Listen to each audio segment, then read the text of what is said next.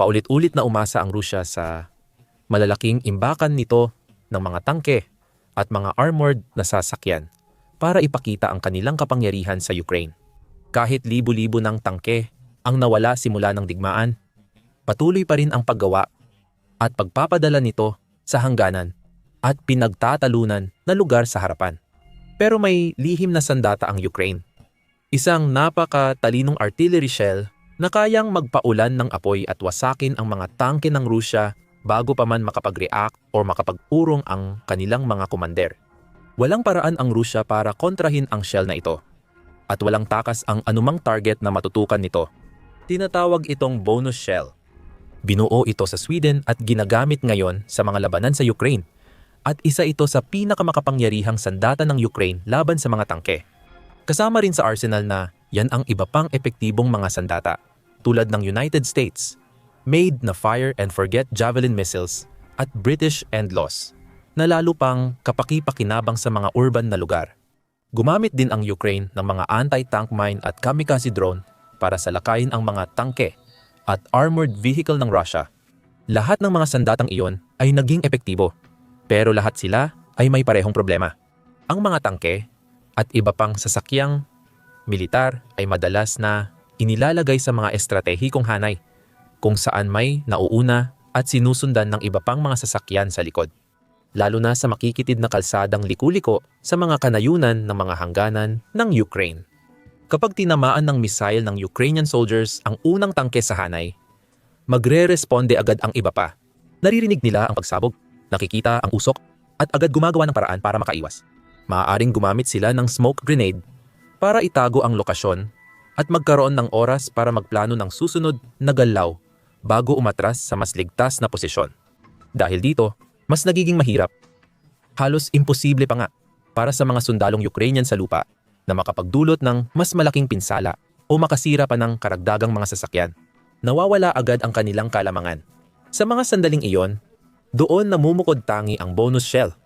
Ang kasimbang ng kasaysayan ng matalinong artillery shell na ito ay nagsimula pa noong 1985 nang sinimulan ang pag-develop nito. Nais ng militar ng Sweden na lumikha ng isang matalinong anti-tank na sandata na may sapat na mahabang abot na higit sa 16 milya o 25 kilometro. Kailangan nitong makapagpalabas ng 2 self-contained na submunitions habang nasa ere na kayang tukuyin at ilak ang kanilang mga target mula sa itaas bago magdala ng kapahamakan sa ulo ng kalaban. Isa itong napaka-ambisyosong konsepto at inabot ng ilang taon bago ito natupad. Nagtulungan ang mga eksperto sa depensa ng Sweden at Pransya, pinagsanib ang mga teknolohiya at mga minang militar ng dalawang bansa para maisagawa ang kanilang ideya. Ang paggawa ng unang mga bonus shell ay nagsimula lamang noong 1978, mahigit isang dekada matapos magsimula ang pagdevelop. Ganito gumagana ang bonus. Una, inilalagay ito sa isang karaniwang NATO, 155 mm artillery tube, at inilulunsad sa ere kasunod ng isang normal na ballistic arc. At kayang maglakbay ng hanggang 200 at 17 milya o 35 kilometro. Pag-akyat nito sa ere, isang time fuse sa loob ng ilong ng bala ang sumisindi. Bubukas ang takip ng ilong at ang 2 submunitions na maayos na nakatago sa loob ng katawan ng bala ay inilalabas. Bawat isa sa mga submunition ay may maliliit na pakpak at nagsisimulang umikot sa himpapawid. Umiikot ng 900 beses kada minuto at pagkakalabas pa lang nila sa bukas na hangin, agad ding nagsisimulang mag-scan ang mga submunition sa paligid para sa mga posibleng target. Dahil kahit mukhang simple lang sila sa unang tingin, ang mga submunition na ito ay may nakatagong, makabagong teknolohiya sa ilalim ng kanilang makintab na panlabas. Bawat isa ay may kasamang embedded na electronic module na may infrared matrix sensor, light detection, and ranging scanner, at high-speed na processor unit din. Parang may maliit kang istasyon ng pagsabog na pinapagana ng radar na lumulutang sa himpapawid.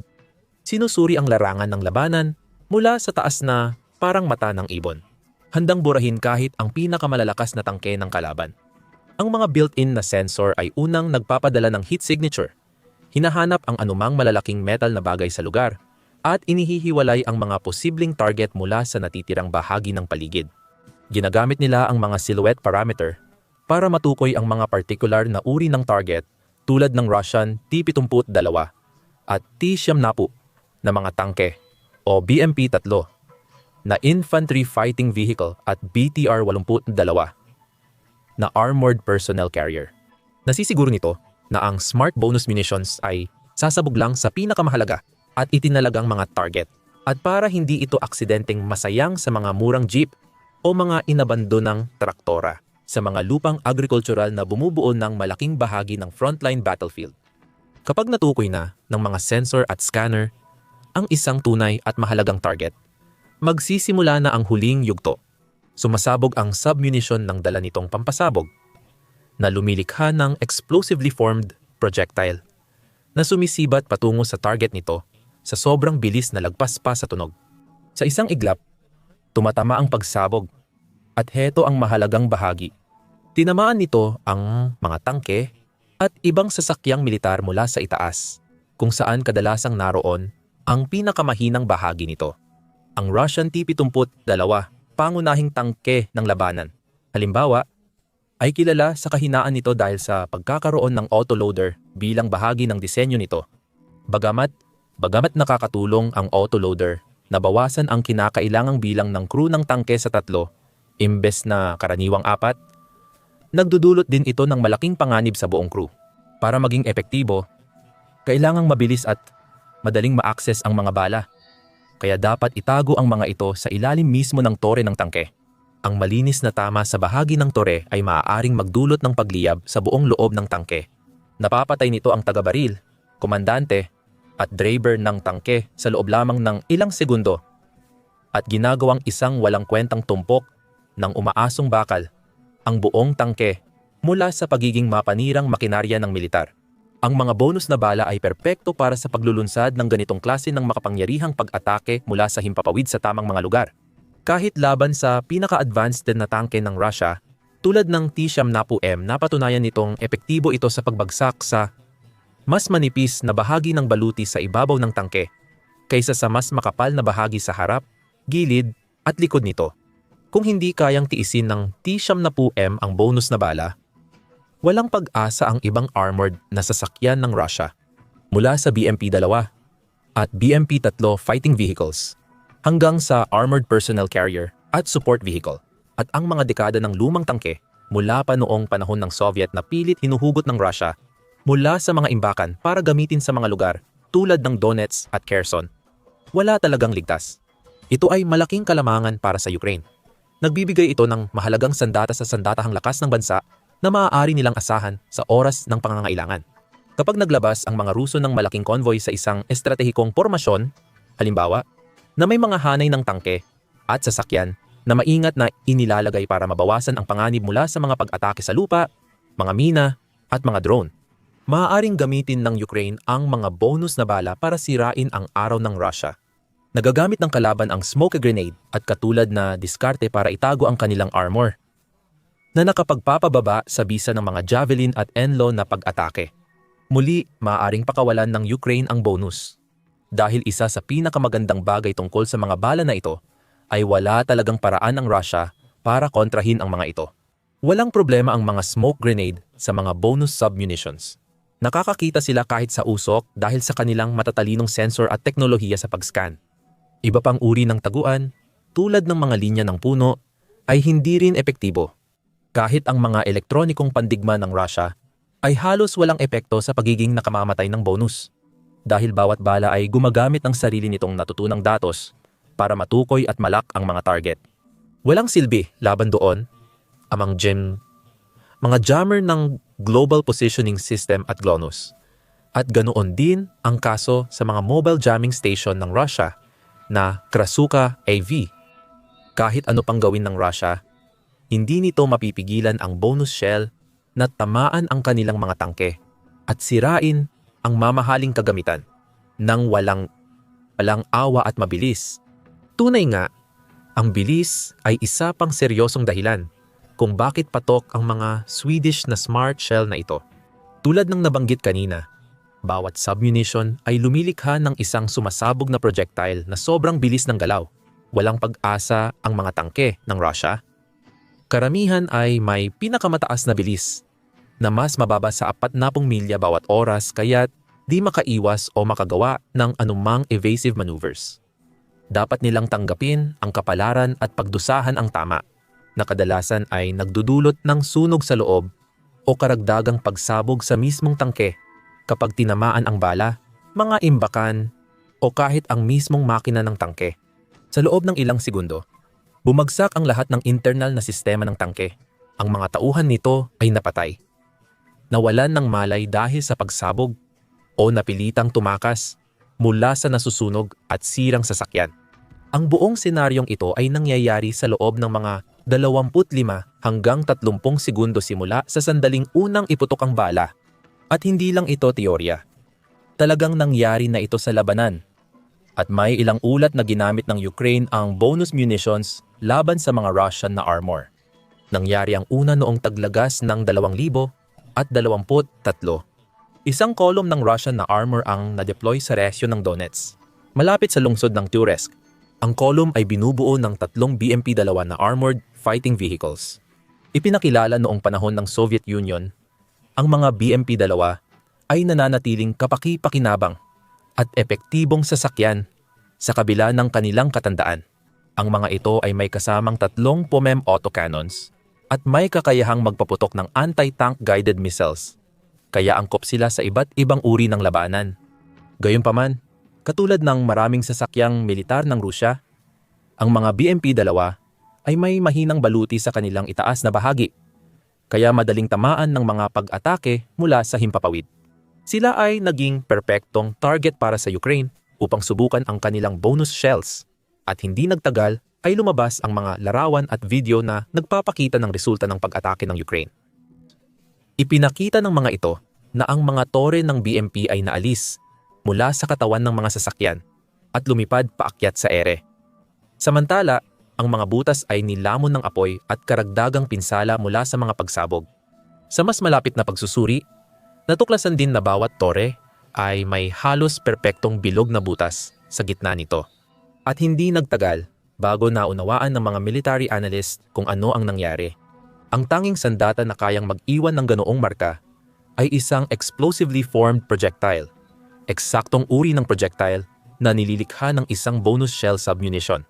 Pagkalipas ng 1 linggo, isa pang unit ng Russia ang nakaranas ng buong lakas ng bonus sa Swatova area sa Hilagang Luhansk.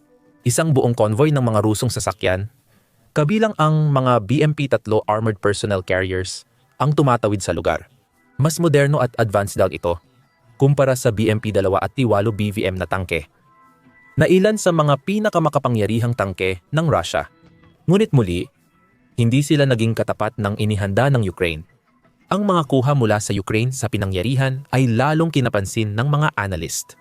Walang palatandaan ng pag-atake ng drone sa mga sasakyan ng kalaban at wala ring bakas ng mga misil sa kalangitan. Sa halip, nakunan ng mga kamera ang maliliit na pagsabog sa ere na nagpapakawala ng napakabilis na mga proyektil na tumatama sa mga sasakyan ng Rusya. Sa panahong ito, naglabas ng malaking balita ang mga pinagmumulan mula sa Pransya. Isiniwalat na nagbigay sila sa Ukraine ng limitadong bilang ng mga bonus na unit, bukod pa sa Caesar self-propelled howitzers. Noong Disyembre 2024, inanunsyo ng Sweden na magpapadala pa sila ng mas maraming launcher at bonus na bala sa Ukraine. Kasama sa listahan ng mga sandata sa paketeng iyon, ang Archer self-propelled howitzers, pati na rin ang multi-purpose precision. 155 mm na bala na pinaniniwala ang may kasamang bonus na mga bala. Noong Marso 2025, nakatanggap ang Ukraine ng isa pang malaking bonus nang pahintulutan ng Swedish Ministry of Defense ang pagbili ng karagdagang 18 Archer systems bilang bahagi ng dolyar. 275 milyon na aid package. Maaring magbukas ito ng mga bagong pagkakataon para sa bonus na bala sa buong frontline. At kahit na kakaunti ang detalye tungkol sa mga partikular na pag-atake, mukhang mas madalas nang ginagamit ng Ukraine ang mga bala na ito nitong mga nakaraang buwan. Ang Oryx Open Source Intelligence Team, halimbawa, ay napansin na 41 sa 100 at 76 Russian tanks na nawasak sa unang 5 buwan ng taong ito ay nagpakita ng mga palatandaan ng vertical penetration, pinsala mula sa itaas at mga panloob na pagsabog na nagpapahiwatig na malamang ay tinamaan sila ng bonus submunitions. Dagdag pa rito, tila wala pang natuklasang mabisang paraan ang Russia para tugunan ang bagong nakamamatay na bantang ito, na nagpapakita lang kung gaano katalino ang pagkakadesenyo ng bonus at ng mga launcher nito. Ayon sa mga ulat, sinubukan ng Russia na gamitin ang kanilang mga radar system para subaybayan ang bakas ng paglulunsad ng mga bala.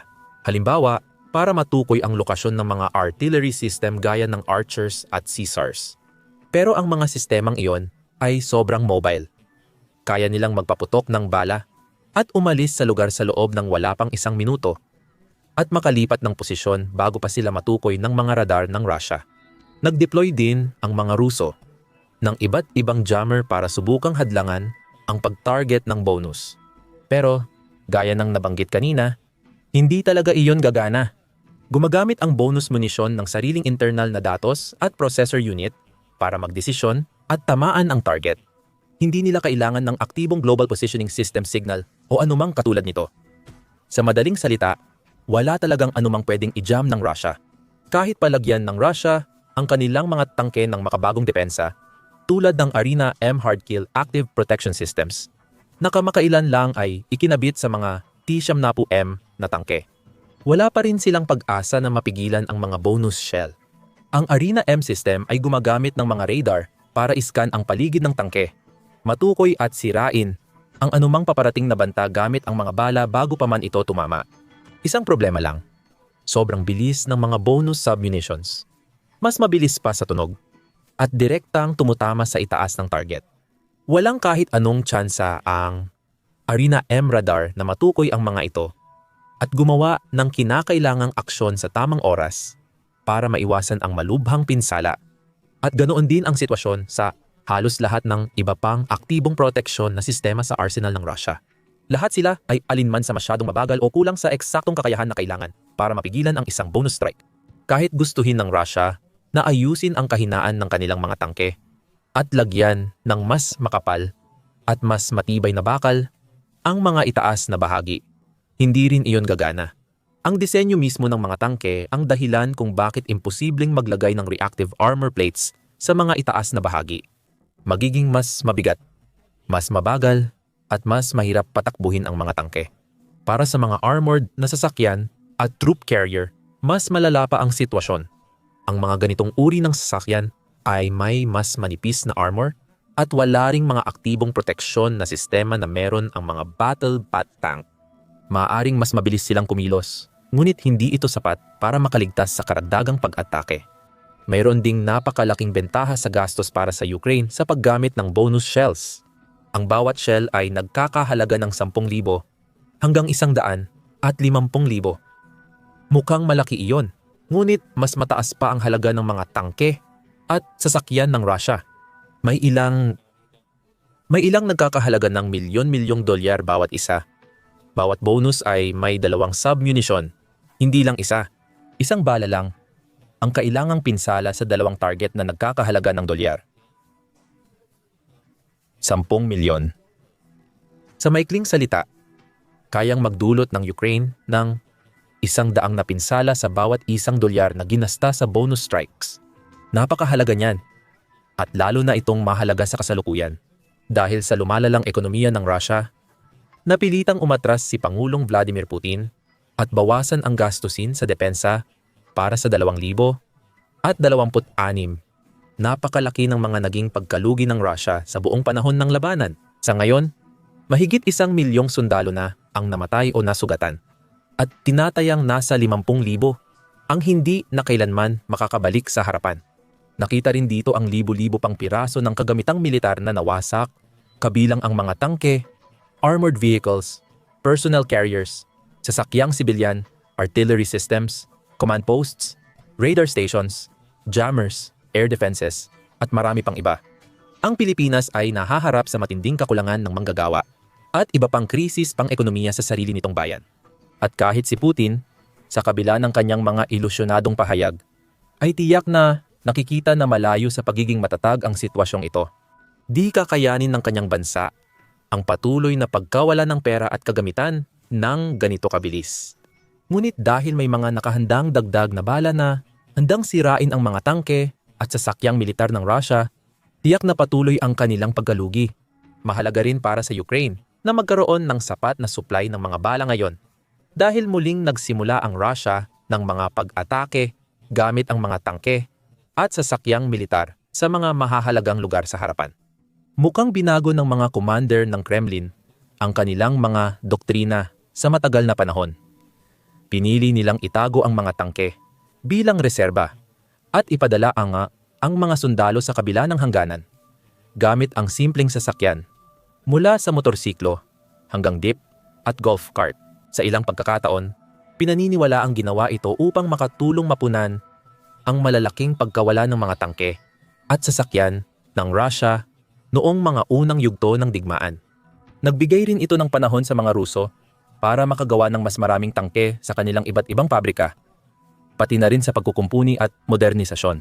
Sinaunang mga tangkeng Soviet tulad ng T-72A mula huling bahagi ng 1970. Gayunpaman, mukhang muling binabago ng Rusya ang kanilang taktikal na mga patakaran.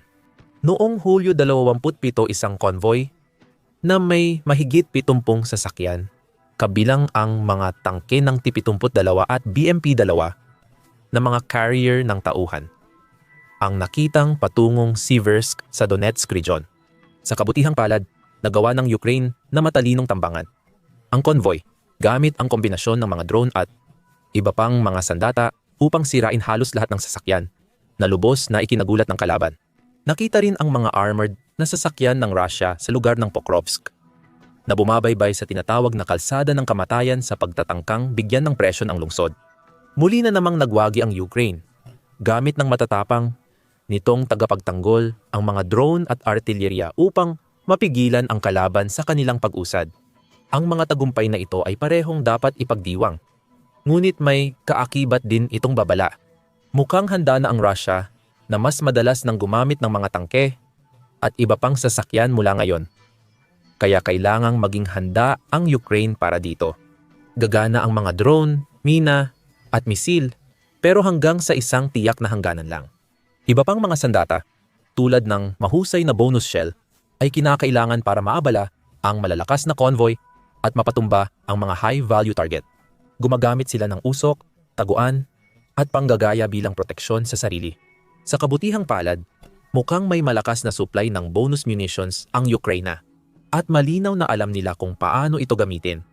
Alamin pa kung paano tinutulungan ng mga kaalyado ng Ukraine ang bansa na manatiling matatag sa harap ng tumitinding agresyon ng Russia sa video na nagpapaliwanag ng makapangyarihang tulong militar at makataong tulong ng Portugal. O panoorin ang aming masusing pagsusuri kung paano unti-unting nagiging isa sa mga nangungunang military superpower sa mundo ang Ukraine. Sapat na upang malampasan pa ang pinakamalaking kaaway nito. At sa huli, mag-subscribe din sa aming channel para updated ka sa lahat ng aktwal na kaganapan sa Ukraine at sa iba pang mahahalagang labanan at rehiyon sa buong mundo.